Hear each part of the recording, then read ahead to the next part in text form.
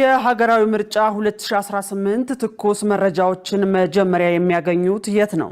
የህዝብ ወገን የሆነው ኢሳት ነፃ የህዝብ ሚዲያ ሙሉ የሰው ኃይሉንና ጋዜጠኞቹን አስተባብሮ ግንቦት 24 ቀን በሚካሄደው 7ኛው ሀገራዊ ምርጫ ከቀኑ 7 ሰዓት ተኩል ጀምሮ በልዩ የቀጥታ ስርጭት ወደ እናንተ ይመጣል። በተለይ በዩቲዩብ እና በቲክቶክ ገጾቻችን ላይ የኢሳት ጋዜጠኞች ሙሉ መረጃና ጥልቅ ትንተና ይዘው ይጠብቋቸዋል። ሰዓቱ እንዳይዘነጋ ከቀኑ 7 ሰዓት ተኩል ጀምሮ እውነተኛውን የህዝብ ድምፅ ለመስማት አሁኑኑ ገጾቻችንን ፎሎ ያድርጉ፣ የደውል ምልክቷን ይጫኑ። ግንቦት 24 አብረን ነን። ኢሳት ነፃ የህዝብ ሚዲያ።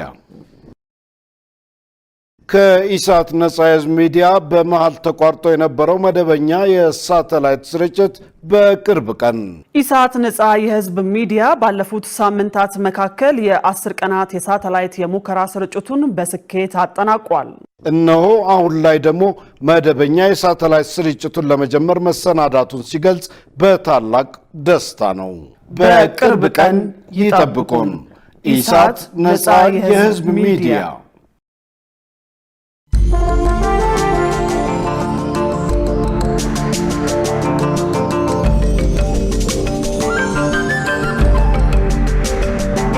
ጤና ይስጥልኝ ውድ ተመልካቾቻችን፣ ከኢሳት ነፃ የህዝብ ሚዲያ ለዕለቱ ያዝናቸው ዜናዎች ይዘን ቀርበናል። ከዜናዎቹ ጋር ሰላማዊት ሙሉጌታ ነኝ። አብራችን ቆዩ። ወደ ቀዳሚው ዜና ተሻገርን። ያለ አስተማማኝ ሀገራዊና ቀጠናዊ ሰላም ልማትና እድገትን ማረጋገጥ አይቻልም ሲሉ ፊልድ ማርሻል ብርሃኑ ጁላ ገለጹ። ያለ አስተማማኝ ሀገራዊና ቀጠናዊ ሰላም ልማትና እድገትን ማረጋገጥ እንደማይቻል የጦር ኃይሎች ጠቅላይ ኢታማዦር ሹም ፊልድ ማርሻል ብርሃኑ ጁላ አስታውቀዋል። ፊልድ ማርሻል ብርሃኑ ጁላ በሞዛምቢክ ጠቅላይ ኢታማዦር ሹም በጄኔራል ጁዲዮጆ ሱሳንቶስ ጆኔ ከተመራው ልዑክ ጋር ኢትዮጵያና ሞዛምቢክ ካሁን ቀደም የተፈራ ረሙት የሁለትዮሽ ወታደራዊ ትብብር ስምምነት ወደ ላቀ ምዕራፍ ለማሳደግ ያለመ ውይይት አካሂደዋል።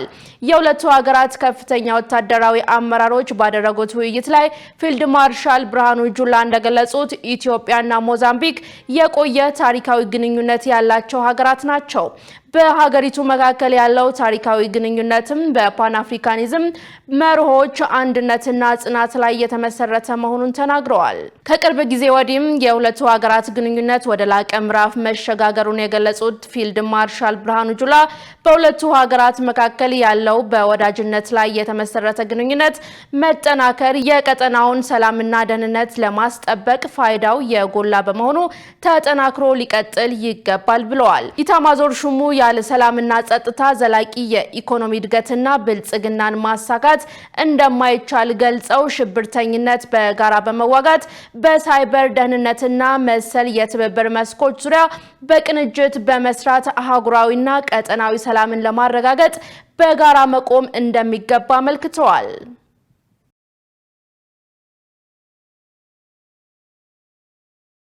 የምስራቅ አፍሪካ የልማት በይነ መንግስታት ባለስልጣን ኢጋድ በ7ኛው የኢትዮጵያ ጠቅላላ ምርጫ በተለያዩ አካባቢዎች 26 የምርጫ ታዛቢዎች ማሰማራቱን አስታወቀ። በምስራቅ አፍሪካ የልማት በይነ መንግስታት ባለስልጣን ኢጋድ የሰላምና ደህንነት ዘርፍ ዳይሬክተር ኮማንደር አበበ ሙሉነህ ለኢዜአ እንደገለጹት በኢትዮጵያ 7ኛውን ጠቅላላ ምርጫ የሚታዘቡ አካላት ተሰማርተዋል። ከኢጋድ ሴክሬታሪያንና አባል ሀገራት የተውጣጡ 26 ታዛቢ ሙያተኞች የምርጫ ሂደቱን እንዲታዘቡ ማሰማራቱን አስታውቀዋል። የምርጫ ታዛቢዎቹም በአፍሪካ ህብረት የምርጫ ታዛቢዎች መተዳደሪያ ደንብ መሰረት ከአባል ሀገራት የምርጫ ቦርድና የሲቪል ማህበረሰብ ድርጅቶች፣ ወጣቶችና ሴቶች አደረጃጀቶች ጋር በቀጥታ የሚሰሩ ሙያተኞች መሆናቸውን ገልጸዋል። በዚህም በ7ኛው የኢትዮጵያ ጠቅላላ ምርጫ የተሰማሩ ታዛቢዎችም የምርጫ ቦርድ ሙያተኞች እና ኃላፊዎች ጭምር በተመረጡ አካባቢዎች የታዛቢነት ስምሪት መሰጠቱን ተናግረዋል። በዚህ ዓመት ብቻ የኡጋንዳና ጅቡቲን የአባል ሀገራት የምርጫ ሂደት መታዘቡን ጠቁመው በአሁኑ ወቅትም 7ኛው የኢትዮጵያ ጠቅላላ ምርጫ እየታዘበ እንደሚገኝ አንስተዋል። የኢትዮጵያ ምርጫ ቦርድ ለጠቅላላ ምርጫው በሚያደርገው ቅድመ ዝግጅት የታዛቢነት መስፈርት በማሟላት ምዝገባ አካሂደው ቃለ መሐላ በመፈጸም ወደ ስራ መግባቱንም አብራርተዋል። ምርጫ ቦርድ ለምርጫ ታዛቢነት ለተዘጋጁ አካላት የኢትዮጵያ የምርጫ ሕግና ሌሎች የአሰራር ደንቦችን የተመለከተ ስልጠና በመስጠት ፈቃድ መስጠቱን አንስተዋል። የኢትዮጵያ ብሔራዊ ምርጫ ቦርድ አዲስ አበባን ጨምሮ በተለያዩ የምርጫ ክልሎች ድምጽ መስጫ ቁሳቁስ እያሰራጨ ይገኛል።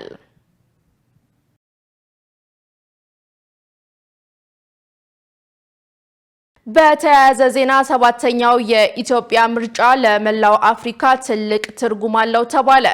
የአፍሪካ ህብረት የምርጫ ታዛቢ ቡድን መሪ የሆኑት የቀድሞው የኬንያ ፕሬዝዳንት ኡሁሩ ኬንያታ በመጪው ሰኞ የሚካሄደውን ሰባተኛው ጠቅላላ ምርጫ ለመታዘብ ትላንት ማምሻውን አዲስ አበባ ገብተዋል። የታዛቢ ቡድን መሪው ኡሁሩ ኬንያታ እንደገለጹት ይህ የድምጽ አሰጣጥ ሂደት ከኢትዮጵያ ባለፈ እጅግ ከፍተኛ አህጉራዊ ፋይዳ አለው።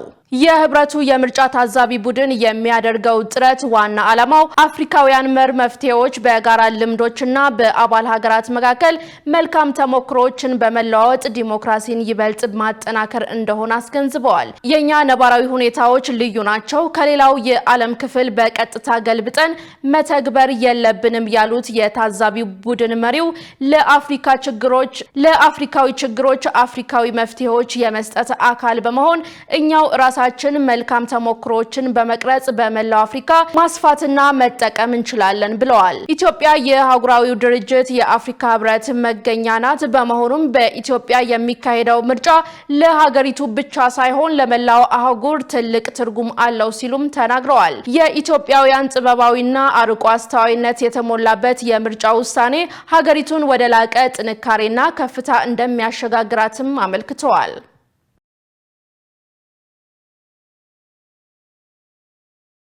የጤና ሚኒስቴር በአመት 8000 ሰዎች በኤችአይቪ ኤድስ በሽታ እንደሚያዙ ገለጸ። ይህ የተገለጸው የጤና ሚኒስቴር የፓን አፍሪካን ክሊኒሻኖች ማህበር ምስረታ ባቋቋመበት ወቅት ነው። ገነት ዘዘው ተጨማሪ አላት። የጤና ሚኒስቴር የፓን አፍሪካ ክሊኒሻኖች ማህበር የምስረታ ጉባኤ በዛሬው ዕለት ተካሂዷል። የጤና ሚኒስቴር ዶክተር መቅደስ ዳባ በጉባኤው ላይ እንደተናገሩት እስከ 2030 ዓ.ም ድረስ በይበልጥ ተጋላጭ የሆኑ የህብረተሰብ ክፍሎችን በመለየት የመከላከልና ግንዛቤ ማስጨበጥ ስራዎችን እየተሰሩ መሆኑን ገልጸዋል።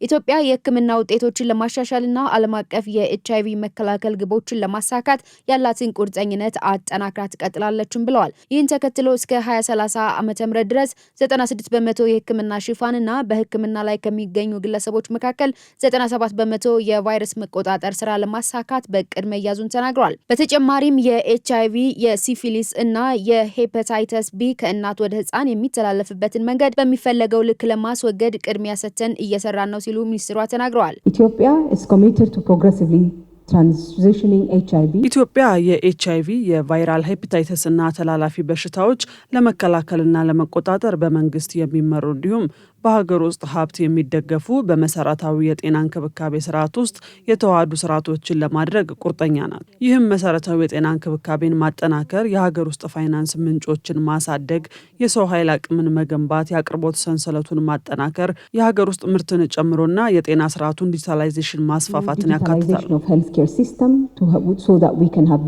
በጤና ሚኒስቴር የኤችአይቪ ኤድስ እና የተላላፊ በሽታዎች የመከላከልና የመቆጣጠር መሪ ስራ አስፈጻሚ ፍቃዱ ያደታ በበኩላቸው የማህበሩ መቋቋም በአፍሪካ ደረጃ በቫይረሱ የሚያዙ ሰዎችን በመከላከልም ሆነ በመታከም የተጠበቁና ተሟጋች እንዲኖራቸው ለማድረግ ያለመ ጉባኤ መሆኑን ተናግረዋል። በበሽታው አዲስ የመያዝና የሞት ምጣኔው ቢቀንስም አሁን ላይ በተለያዩ አካባቢዎች ውስጥ ያለው የግንዛቤ ተደራሽነት ተመሳሳይ ባለመሆኑ በሚፈለገው ልክ በሽታውን ሙሉ በሙሉ መቆጣጠር አለመቻሉን ገልጸው በዚህም በአመት እስከ 8000 የሚደርሱ ሰዎች በኤችአይቪ ኤድስ በሽታ እንደሚያዙ ገልጸዋል። በአመት እስከ 8000 የሚሆኑ አዲስ ይያዛሉ። በእነዚህ ውስጥ ደግሞ ከፍተኛውን ድርሻ ያላቸው ከ15 እስከ 29 ዓመት መካከል ባሉት ወጣቶች ውስጥ ነውና አሁንም በኢትዮጵያ ውስጥ የኤችአይቪ ስርጭት በወጣቶች ውስጥ በሚፈለገው ልክ ካልቀነሰ ብዙ ስራዎች እንደሚጠይቀን ያሳያል። ትኩረት የሚሹ የህብረተሰብ ክፍሎችን ለይተን እንሰራባቸዋለን። ትኩረት የሚሹ ወይ ደግሞ በይበልጥ ተጋላጭ የሚባለው የህብረተሰብ ክፍሎች አንደኛ ሴተኛ አዳሪዎች ናቸው። ሁለተኛ ደግሞ ረጅም መንገድ የሚያሽከረክሩ አሽከርካሪዎች ናቸው። ሌላኛው ደግሞ የተለያዩ አደንዛዥ እጾችን የሚጠቀሙ ወጣቶች ናቸው። እነኚህን በተለየ ሁኔታ ተደራሽ የምናደርጋቸው ናቸው። ነገር ግን አፍላ ወጣቶች ደግሞ ልዩ ትኩረት የሚሹ ናቸው። ለምሳሌ ኢትዮጵያ ውስጥ አሁን ካረንትሊ ባለው ሁኔታ ብዙ የልማት ኮሪደሮች አሉ፣ ኢንቨስትመንት ኤሪያዎች አሉ፣ የማይኒንግ ማይኒንግ ኤሪያዎች አሉ። ከነዚህ ጋር ተያይዞ የሚንቀሳቀሱ ወጣቶች አንደኛ ራሳቸውን መጠበቅ አለባቸው እና የመከላከያ ስራዎችን ከመጠቀም አኳያ ክፍተቶች ስላሉ እነዚህ ላይ በትኩረት መስራት እንዳለብንና ስንሰራ ደግሞ በአካባቢም ልዩ ትኩረት የሚሹ ለምሳሌ ጋምቤላ ላይ፣ በሰሜኑ ክፍል አማራ ክልል ላይ፣ አረሪ ላይ፣ ትግራይ ላይ እንደዛውም ደግሞ ዋና ዋና ከተሞች ላይ ከፍተኛ የሆነ ስርጭት ስላለብን እነዚህን በተለየ ሁኔታ መስራት ያለባቸው ጉዳዮች ናቸው። ስርጭቱን ለመግታት በአንዳንድ አካባቢዎች ለበሽታው ያላቸው ግንዛቤ ማነስ በስራቸው ላይ እንቅፋት እንደሆነባቸው መሪ ስራ አስፈጻሚው ተናግረዋል። በሳውዲ አረቢያ በአስቸጋሪ ሁኔታ ውስጥ የነበሩ 1064 ኢትዮጵያውያን ወደ ሀገራቸው ተመለሱ። በሳውዲ አረቢያ በአስቸጋሪ ሁኔታ ውስጥ የነበሩ 1064 ኢትዮጵያውያን ወደ ሀገራቸው መመለሳቸውን የሴቶችና ማህበራዊ ጉዳይ ሚኒስቴር አስታውቋል። በሳምንቱ 3 ቀናት በተደረገ 9 ዙር በረራ የተመለሱት 1064 ወንዶች ብቻ ሲሆኑ ከነዚህ መካከል 27 ተመላሾች እድሜያቸው ከ18 ዓመት በታች የሆኑ ታዳጊዎች ይገኙበታል። መስከረም 5 ቀን 2018 ዓ.ም በተጀመረው ዜጎችን ወደ ሀገር ቤት የመመለስ ስራ እስካሁን ከ75000 በላይ ኢትዮጵያውያንን ወደ ሀገር መመለስ መቻሉ ተመልክቷል። ሚኒስትሩ ለተመላሽ ዜጎች በአየር ማረፊያና በማቆያ ማዕከላት ተገቢውን ድጋፍና እንክብካቤ የማድረግና ከቤተሰብ ጋር የማቀላቀል ስራ ከሚመለከታቸው ባለድርሻ አካላት ጋር በመተባበር በትኩረት እየሰራ እንደሚገኝ በማህበራዊ ትስስር ገጹ አስታውቋል። ወደፊትም በህገወጥ የሰዎች ዝውውር አስከፊነት ዙሪያ ህብረተሰቡ ለማስገንዘብ መደበኛ ያልሆነ ፍልሰትን ለመከላከልና ደህንነቱ የተጠበቀ ፍልሰትን ለማበረታታት ሚኒስትሩ የጀመራቸውን ስራዎች አጠናክሮ እንደሚቀጥል ገልጿል።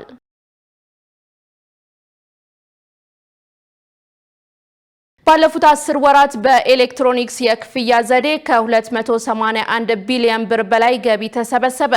በኤሌክትሮኒክስ የክፍያ ዘዴ ተጠቅመው ግብራቸውን የሚከፍሉ ግብር ከፋዮች ቁጥር ከጊዜ ወደ ጊዜ እየጨመረ መሆኑን በገቢዎች ሚኒስቴር የገቢ ሂሳቦች አስተዳደር ዳይሬክቶሬት የገቢ ሂሳብ ማጠቃለያ ቡድን አስተባባሪ ወይዘሮ ኤልሳቤጥ አሸናፊ ገልጸዋል። በዚህም በ2018 በጀት ዓመት ባለፉት 10 ወራት ከ281 ቢሊዮን ብር በላይ ገቢ በኢፔመንት የኤሌክትሮኒክስ የክፍያ ዘዴ መሰብሰብ መቻሉን አስታውቀዋል።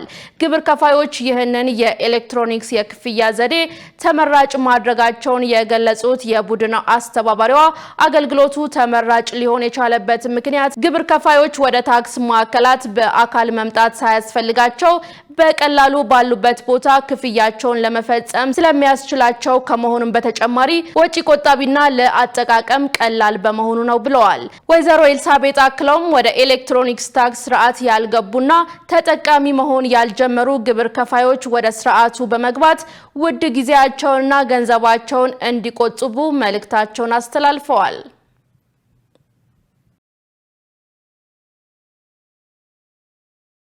ውድ ተመልካቾቻችን ከኢሳት ነጻ የህዝብ ሚዲያ ወደ እናንተ የሚደርሰው የሰዓቱ ዜና አሁንም እንደቀጠለ ነው።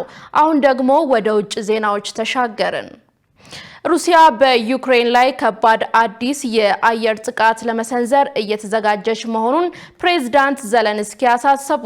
የዩክሬኑ ፕሬዝዳንት ቭላዲሚር ዘለንስኪ ሩሲያ በሀገሪቱ ላይ እጅግ ከፍተኛ የሆነ አዲስ የአየር ጥቃት ለመሰንዘር እየተዘጋጀች መሆኑን የሚጠቁሙ የስለላ መረጃ ማግኘታቸውን አስታውቀዋል። ፕሬዝዳንቱ መላው የዩክሬን ህዝብ የአየር ጥቃት ማስጠንቀቂያ ሳይረኖችን በትኩረት እንዲከታተልና ህይወቱን ለመታደግ አስፈላጊውን ጥንቃቄ ሁሉ እንዲያደርግ ጥሪ አቅርበዋል። ፕሬዝዳንቱ የሩሲያን የባሊስቲክ ሚሳይሎች መጥለፍ የሚችሉትን የአሜሪካ ሰራሽ የፓትሪዮት ሚሳይል መከላከያ ስርዓቶችን አጋር ሀገራት በአስቸኳይ እንዲያቀርቡና ፋይናንስ እንዲያደርጉ እንዲያደርጉ በድጋሚ ጥሪ አቅርበዋል። ዘለንስኪ እየበረታ የመጣውን የሩሲያ የአየር ጥቃት ለመመከት እንዲረዳ የፓትሪዮት መከላከያ ስርዓቶች እንዲላኩላቸው በመጠየቅ በዚሁ ሳምንት መጀመሪያ ላይ ለዶናልድ ትራምፕ እና ለአሜሪካው ኮንግረስ አስቸኳይ ደብዳቤ መጻፋቸው ይታወሳል። ዘገባው የዘጋርዲያን ነው።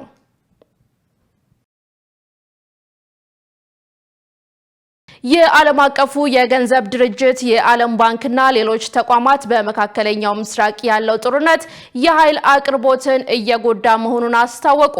የዓለም አቀፉ የኃይል ኤጀንሲ፣ የዓለም አቀፉ የገንዘብ ድርጅት፣ የዓለም ባንክና የዓለም የንግድ ድርጅት መሪዎች በመካከለኛው ምስራቅ እየተካሄደ ያለው ጦርነት የዓለም አቀፍ የኃይል አቅርቦት ላይ ከፍተኛ ጫና እየፈጠረ መሆኑና በተለይም ደካማ ኢኮኖሚ ያላቸው ሀገራት በእጅጉ እየጎዳ መሆኑን አስጠንቅቀዋል። በዩናይትድ ስቴትስ እና እስራኤል እንዲሁም በኢራን መካከል የተቀሰቀሰው ጦርነት አገራዊና ዓለም አቀፋዊ የንግድ እንቅስቃሴን ከማስተጓጎሉም በላይ የፋይናንስ ገበያዎችን ያናጋና በዓለም አቀፍ ደረጃ በተለይም ለነዳጅና ጋዝ ማጓጓዣ ቁልፍ የባህር መስመር በሆነው በሆርሙዝ ወሽመጥ በኩል በሚደረገው የኃይል አቅርቦት ላይ ከፍተኛ ስጋት የደቀነ ሆኗል። ዓለም አቀፍ ተቋማቱ የዓለም ኢኮኖሚ አሁንም ቢሆን ተለዋዋጭ ሁኔታዎችን የመቋቋም አቅም እንዳሳየ የገለጹ ቢሆንም እየተባባሰ የመጣው ግጭት ግን በነዳጅና በማዳበሪያ ዋጋ መናር፣ በአጠቃላይ አለመረጋጋት መግነን እንዲሁም በስራ እድሎች ላይ በሚፈጥረው ስጋት ምክንያት ድሃ ሀገራት ባልተመጣጠነ ሁኔታ ለአደጋ እያጋለጠ መሆኑን አሳስበዋል ሲል ሮይተርስ ዘግቧል።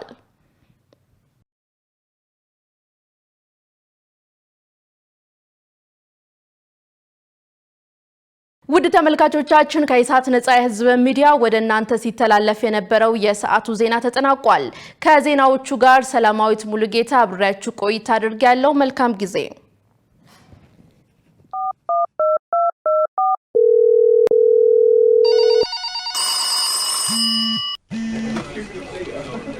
ሄሎ ኢሳት ቴሌቪዥን። ሄሎ ማን እንበል? ከየት ነው? ሄሎ ኢሳት። ኢሳት ነጻ የህዝብ ሚዲያ ወትሮም ቢሆን የህዝብ አይንና ጆሮ እንደመሆኑ ይህንን የህዝብ ቅሬታ ማስተናገጃ መድረክ አሰናድቷል። በዚህም ያጋጠሙትን ወይም ያስተዋሉትን የመልካም አስተዳደር ችግር፣ የሙስናና የጉዳይ ገዳዮች ጉድኝት፣ የመብት ጥሰትና ስልጣንን ያለአግባብ የመጠቀም ጸረ ዲሞክራሲያዊ አሰራሮችን ይጠቁሙን። የሚመለከተውን የመንግስት አካል በማነጋገር ተጠያቂነት የሚሰፍንበትን መፍትሄ እናፈላልጋለን። በስልክ ቁጥሮች 0901 4588 45 ወይም 0901 45 11 45 በተጨማሪም በ0944 02 11 11 ይደውሉ። ልናስተናግደው ዝግጁ ነን። ኢሳት ነጻ የህዝብ ሚዲያ